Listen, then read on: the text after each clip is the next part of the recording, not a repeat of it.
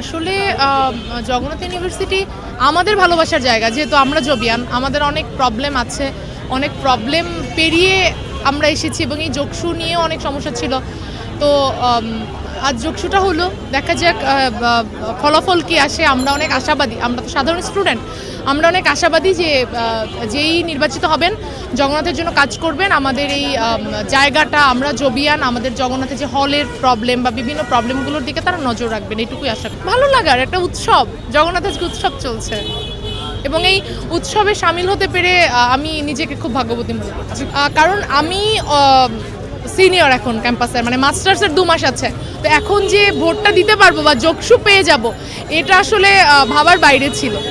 তো যোগসু পেয়ে গেলাম, বন্ধুদের সঙ্গে দেখা হচ্ছে, জুনিয়রদের সঙ্গে দেখা হচ্ছে অনেক দিন পরে, তো ভালো লাগছে। এই জন্যই আসলে আমরা আসলে উৎসব এটা। হ্যাঁ, আমি যদিও এই যে আন্দোলনের সঙ্গে খুব একটা জড়িত না, কারণ আমি গানের মানুষ, গান নিয়ে থাকতেই পছন্দ করি, কিন্তু দেখতাম যে সবাই চেষ্টা করছে যোগসু নিয়ে এবং সবাই তো চায়। আমি একটা সাধারণ স্টুডেন্ট হিসেবে আমিও চাইবো যে আমার একটা দল থাকুক ক্যাম্পাসে যারা আমাদের ভয়েসকে রেইজ করতে পারবে, তাই না?